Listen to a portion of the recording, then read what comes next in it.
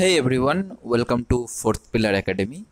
আজকে আমরা যে টপিকটা নিয়ে আলোচনা করব সেটা খুব একটা basic theory, direct effect theory. এবং আমরা যারা জার্নালিজম মাস কমিউনিকেশনের স্টুডেন্ট, তারা কিন্তু যদি আমরা এফেক্ট থিওরিগুলো দেখি তার মধ্যে আমরা প্রথম থিওরি কিন্তু ডিরেক্ট এফেক্ট থিওরি পড়ে থাকি। এই কারণ আমাদের যখন মাস কমিউনিকেশন বা জার্নালিজম সাবজেক্টের যদি আমরা বলি যে থিওরির মানে আর্লিয়ার যে সমস্ত থিওরিজগুলো রয়েছে তার মধ্যে কিন্তু মানে সেই সমস্ত এফেক্ট থিওরিগুলো শুরুই হয়েছে আমাদের কিন্তু ডিরেক্ট এফেক্ট থিওরি দিয়ে। তো আজকে আমি বেসিক্যালি একটা গল্প বলবো ডিরেক্ট এফেক্ট থিওরির, যে so that you guys can understand মানে লাইক খুব ভালোভাবে, মানে যে কি ডিরেক্ট এফেক্ট থিওরি কি, কিভাবে এলো, বেসিক্যালি হিস্টোরিক্যাল কনটেক্সট কি, এবং আর্লিয়ার এক্সাম্পল কি, মডার্ন ডে এক্সাম্পল কি রয়েছে। তো সেইগুলোই এখানে আমরা আজকে আলোচনা করব। সো ডিরেক্ট এফেক্ট থিওরি যিনি দিয়েছিলেন, যিনি আর কি ডিরেক্ট এফেক্ট থিওরি ইন্ট্রোডিউস করেন, ওনার নাম হচ্ছে প্রফেসর হ্যারল্ড ডি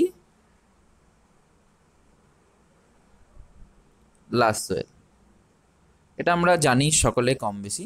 তো ডিরেক্ট এফেক্ট থিওরির আরও কিছু নাম আছে। ডিরেক্ট এফেক্ট থিওরিকে কী বলা হয়? Magic bullet theory, hypodermic needle model theory, অনেক সময় বুলেট থিওরি বলা হয়। তো বেসিক্যালি ডিরেক্ট এফেক্ট থিওরি বলতে কি বুঝি আমরা? ডিরেক্ট এফেক্ট থিওরি হচ্ছে যে এক্সপ্লেন করে মিডিয়া ডিরেক্ট এফেক্ট। অর্থাৎ এই থিওরি বলে যে আমরা মিডিয়াতে যদি কিছু জিনিস দেখি এবং মিডিয়ার যে ইনফ্লুয়েন্স সেটা কিন্তু ডিরেক্টলি মানুষের মধ্যে হয়, সেখানে কিন্তু মানে আমরা যে অডিয়েন্সকে অ্যাজ এ প্যাসিভ গণ্য করা হয়। যে মিডিয়াতে আমরা যদি কিছু দেখি, মিডিয়াতে আমাদের কিছু কোনো খবর দেখানো হচ্ছে, কোনো টপিক দেখানো হচ্ছে, সেই খবরের কিন্তু এফেক্ট আমাদের ওপর ডিরেক্টলি হয়। তো সেখান থেকে বাকি নামগুলো উঠে আসে, যেমন হাইপোডার্মিক নিডল মডেল বা ম্যাজিক বুলেট থিওরি। বুলেট আমাদের কি করে, বুলেট যখন চালানো হয় সেটা কিন্তু আমাদের ডিরেক্ট গিয়ে হিট করে, যেখানে আমরা লক্ষ্য করে যেখানে চালাই সেখানে কিন্তু ডিরেক্ট গিয়ে বুলেট হিট করে। সেই রকমই মিডিয়া আমাদের কি করে, মিডিয়া তাদের খবরের মাধ্যমে বা কন্টেন্টের মাধ্যমে আমাদের ব্রেনে ডিরেক্ট হিট করে। আর হাইপোডার্মিক নিডল কেন? হাইপোডার্মিক নিডল যদি দেখি, আমাদের যদি কখনো দেখা হয় যে আমাদের ইঞ্জেকশন দেওয়া হচ্ছে, সেটা কিন্তু আমাদের পুরোপুরি একদম ভেনে দেওয়া হয়, যাতে কি হয় যে ওষুধটা আমাদের দেওয়া হচ্ছে সেটা সরাসরি আমাদের শরীরে এফেক্ট করে। সেরকমই মিডিয়া কি করে, মিডিয়া আমাদের সেই সমস্ত জিনিস এমনভাবে ইনজেক্ট করে, কন্টেন্ট এমনভাবে ইনজেক্ট করে যেটা কি না আমাদের মাথায় ডিরেক্ট এফেক্ট করে। তো ডিরেক্ট এফেক্ট থিওরি এটাকেই এক্সপ্লেন করে, যে এখানে বলা আছে theory implies that media message are so powerful and persuasive that they kind of act as kind of magic bullet that is injected into the minds of audience leading to the predictable and uniform effects. তো এটাই যেটা বলার চেষ্টা করছেন যে direct effect, একদম সোজাসুজি মিডিয়ার এফেক্টের কথা ডিরেক্ট এফেক্ট থিওরি বলে। এই থিওরির আমরা এখন দেখব হিস্টোরিক্যাল কনটেক্সট কি।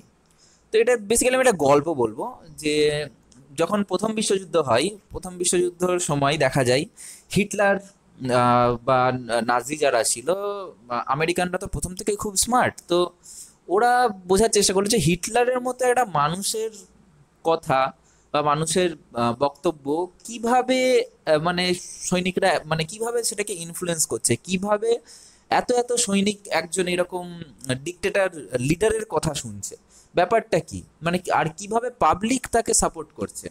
এই জিনিসটা বোঝার জন্য কি হয়, আমেরিকা রিসার্চ শুরু হয়।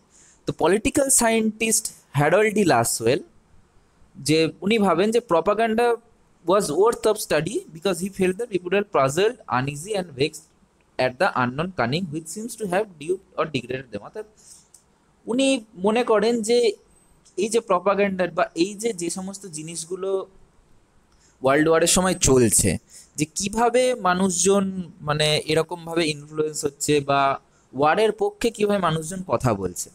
তো উনি এই রিসার্চটা করা শুরু করেন। উনি যেটার থেকে ইনফ্লুয়েন্স হয়েছিলেন সেটি হচ্ছেন ওয়াল্টার লিপম্যানের যে কনসেপ্ট, ওয়াল্টার লিপম্যানের কি পাবলিক ওপিনিয়ন। উনি কিন্তু এটার কনটেক্সটটাকে ইন্সপায়ার হয়ে উনি কি করেন, উনি রিসার্চ শুরু করেন। এবং উনি যে 1927 সালে উনি যে বইটা লেখেন, সেই বইটার নাম হচ্ছে Propaganda Technique in the World War. এবং সেখানে তিনি এক্সপ্লেন করেন কিভাবে মানে কিভাবে যে সমস্ত দেশগুলো রয়েছে বা যে সমস্ত নেতাগুলো রয়েছে তারা তাদের যে দেশ জনগণ তাদেরকে কিভাবে মিডিয়া থ্রু দিয়ে ইনফ্লুয়েন্স করছে, সেটা রাইটিং হতে পারে, স্পিচ হতে পারে।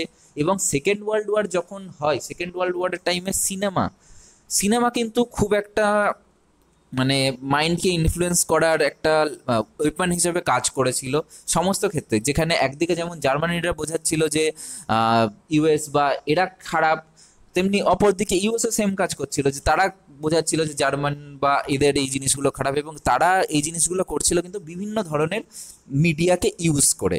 এবং এই propaganda technique in the world ওয়ারে হ্যারল্ড ডি লাসওয়েল উনি এই জিনিসটাকে ভালোভাবে এক্সপ্লেন করেন। এবং পরবর্তীতে আমরা যদি দেখি, পরবর্তীকালে যে এই মিডিয়ার ডিরেক্ট এফেক্টের কথা, তাহলে কিন্তু সিনেমা থেকে শুরু করে রাইটিংস, প্যাম্পলেট হোক, নিউজ সমস্ত কিছু কিন্তু সমস্ত কিছু এই সমস্ত মিডিয়াকে ইউজ করে কিন্তু জনগণের মাইন্ড হোক, সৈনিকদের মধ্যে দেশভক্তি হোক, এইগুলো কিন্তু মিডিয়ার মাধ্যমে ডিরেক্টলি এর মিডিয়ার এফেক্টের মাধ্যমে এগুলোকে কিন্তু ইনফ্লুয়েন্স করা হচ্ছিল।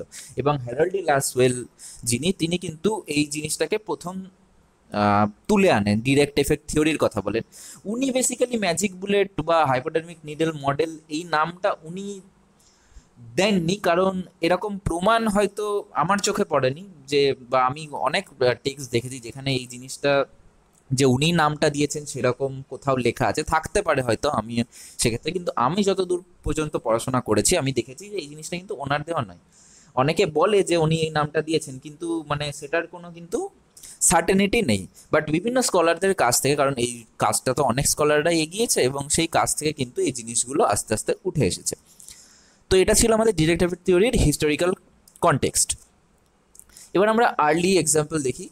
এইটা হচ্ছে ডিরেক্ট এফেক্ট থিওরির একদম prime example, World of the Worlds. এটা কি ছিল? এটা একটা রেডিও ড্রামা ছিল। এই রেডিও ড্রামাটা হচ্ছে এই ম্যাজিক বুলেট থিওরি বা হাইপোডার্মিক ডিরেক্ট ইফেক্ট থিওরির একদম প্রাইম এক্সাম্পল, মানে একদম প্রপার এক্সাম্পল, যেটা কিনা 1938 সালে ইউএস হয়েছিল। 1938 সালে কি করেছিল, অরসন ওয়েলস আর তার থিয়েটার গ্রুপ একটা রেডিও ব্রডকাস্ট করেছিল বা রেডিও ড্রামা করেছিল, যেটা কিনা এইচজি ওয়েলসের ওয়ার্ল্ড অফ দ্য ওয়ার্ল্ডস, মানে ওয়ার্ল্ড অফ দ্য ওয়ার্ডসটাকে সেটাকে ওরা রেডিও ড্রামাতে কনভার্ট করেছিল।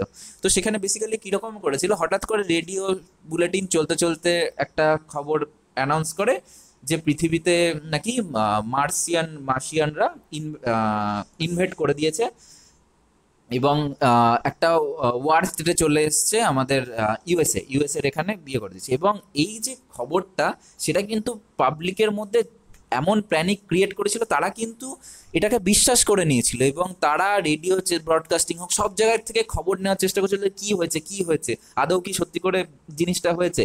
মানে তাহলে তারা বোঝা যাচ্ছে যে মানে এমনভাবে রেডিওতে সেটা ব্রডকাস্ট করছিল, সেটা এতটাই কনভিন্সিং ছিল যে সেটা কিন্তু মানুষদের মনে ডিরেক্ট এফেক্ট করেছে। এবং লজিক্যালি মানে ভাবার সময়টুকুও তারা সেই সময় পায়নি, মানে এমনই এফেক্ট ওটার, যে কিভাবে মানে তারা ভেবে নিয়েছে যে ঘটনাটা সত্যি কিনা, যে মার্শিয়ান অ্যাটাক করে দিয়েছে তাও পৃথিবীতে।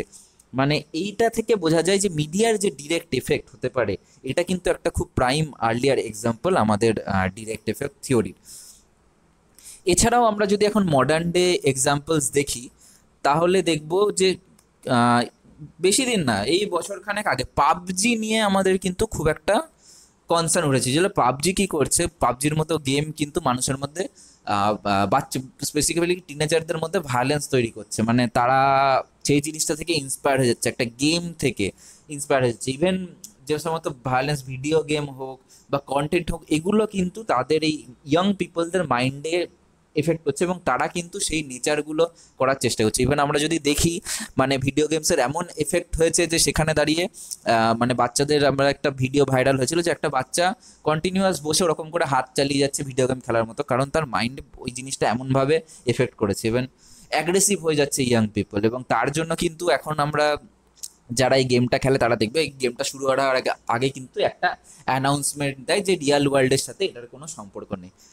এইরকম আমরা মডার্ন ডে এক্সাম্পল আরও দেখতে পাই, যে মিডিয়াতে আমরা কোভিডের টাইম যদি দেখি, কোভিডের টাইম এত খবর আসছিল, এত কিছু হচ্ছিল, মানে আমরা কোনটা আসল কোনটা নকল সেটাই বুঝতে পারছিলাম না, এবং আমরা ভয় পাচ্ছিলাম এই খবরগুলো দেখে। তো মিডিয়ার সেই এফেক্ট কিন্তু একটা, মানে সেই পাওয়ারটা কিন্তু মিডিয়ার রয়েছে আমাদের এফেক্ট করার। সব ক্ষেত্রে কিন্তু হয় না, কিন্তু এই এফেক্টটা কিন্তু মিডিয়ার রয়েছে। এবং তবে সব ক্ষেত্রে হয় না, এর কারণ হচ্ছে জিনিসটাকেও চ্যালেঞ্জ করেছিলেন পরবর্তী স্কলাররা, এবং আমি সেটাতেই আসবো যে ডিরেক্ট এফেক্টের যে কাউন্টার লিমিটেড এফেক্ট থিওরি, সেই জিনিসটা নিয়ে এবার কথা বলবো। তো বেসিক্যালি এই থিওরির ক্রিটিসিজম যেটা হতো যে হ্যারল্ড ডি লাসওয়েল যখন বললেন যে হ্যাঁ মিডিয়া ডিরেক্ট এফেক্ট করে, তখন পল লাজারসফিল্ড এবং আরও দুজন, বার্নার্ড বেরেলসেল ছিলেন, আরেকজনের নাম আমার এখন মনে পড়ছে না, ওনারা বললেন যে না, আপনি হয়তো ঠিক কথা বলছেন না, মিডিয়ার যে সব সময় ডিরেক্ট এফেক্ট হবে এমনটা কিন্তু নয়। হ্যাঁ, মিডিয়ার এফেক্ট হবে, ডিরেক্ট নয়, সেটা কিন্তু লিমিটেড। অডিয়েন্স কিন্তু সবসময় মিডিয়া যেটা দেখাচ্ছে সেটাকে অ্যাজ ইট ইজ গ্রহণ করে না, তারা কিন্তু অনেক ক্ষেত্রে সেটা ভাবে। তো যেখানে কিন্তু অডিয়েন্স অ্যাক্টিভলি পার্টিসিপেট করে, এই কথাটা বললো পল লাজারসফিল্ড। কার ভিত্তিতে? উনি 1940 সালে আমেরিকান প্রেসিডেন্সিয়াল ইলেকশন ক্যাম্পেনের ওপর ভোটার্সদের ডিসিশন মেকিং এর প্রসেসের ওপর উনি একটা রিসার্চ করেন, উনি এবং আরও ওনার দুজন কলিগ। এবং উনি বলেন যে মিডিয়া কিন্তু সবসময় ডিরেক্ট ইনফ্লুয়েন্স করতে পারে না মানুষকে, সেখানে কিন্তু একটা ওপিনিয়ন লিডারদের কথা উনি বললেন যে মিডিয়ার ইনফ্লুয়েন্স সোজাসুজি না হলেও কি হয়, ওপিনিয়ন লিডার মানে একটা কোনো ইনফরমেশন মিডিয়া থেকে যতটা না এফেক্ট করছে, কোনো একজন ওপিনিয়ন লিডার যদি সেই জিনিসটাকে এক্সপ্লেন করছে ভোটারদের কাছে, তাহলে ব্যাপারটা কিন্তু আরও এফেক্টিভ হচ্ছে। মিডিয়ার কথা শুনেই যে মানুষ সব কিছু করছে এমনটা নয়। তাই উনি টু স্টেপ ফ্লো থিওরি বা লিমিটেড এফেক্ট থিওরির কথা বললেন, যে মিডিয়ার এফেক্ট আছে ডেফিনেটলি, বাট সেটা লিমিটেড, সেটা মিডিয়া ডিরেক্টলি হয় না, কি হয় ওপিনিয়ন লিডারদের মাধ্যমে। অর্থাৎ দেখা গেল যে আমরা গ্রামের দিকে যদি দেখি, গ্রামের দিকে আমরা কোভিডের ভ্যাকসিনের অ্যাওয়ারনেস দেওয়া হয়েছে, এবার লোকজন ওর কথা শুনছেই না, এবার সেখানে দাঁড়িয়ে গ্রামের একজন ডাক্তার বা গ্রামের যে পঞ্চায়েত প্রধান সে সবাইকে ডেকে বোঝালো যে না ভ্যাকসিনটা নেওয়া দরকার, তখন কিন্তু মানুষজন সেটা বুঝতে পারলো। তো সেটাই পল লাজারসফিল্ড রিসার্চ করে বলেন যে হ্যাঁ মিডিয়ার এফেক্ট আছে, তবে ডিরেক্ট নয়, সেটা লিমিটেড। এবং এখান থেকে টু স্টেপ ফ্লো থিওরি আসে এবং পরবর্তীতে মাল্টি স্টেপ ফ্লো এলিহুকার্টস অ্যাড করেন, সেটা পরের আমাদের অন্য কোনো টপিকের অন্য কোনো থিওরি মানে অন্য কোনো ভিডিওতে আমি সেটা আলাদা করে এক্সপ্লেন করব। তো বেসিক্যালি এটাই ছিল ডিরেক্ট এফেক্ট থিওরি এবং তার historical context, example, modern day example. আশা করি ভিডিওটা থেকে সবাই ভালো লাগবে এবং আশা করি বিষয়টা এবার সবার কাছে অনেকটাই ক্লিয়ার হবে। ভিডিওটা ভালো লাগলে লাইক, কমেন্ট, সাবস্ক্রাইব করতে ডেফিনেটলি ভুলবে না। আর দেখা হচ্ছে পরের ভিডিওতে। See you soon.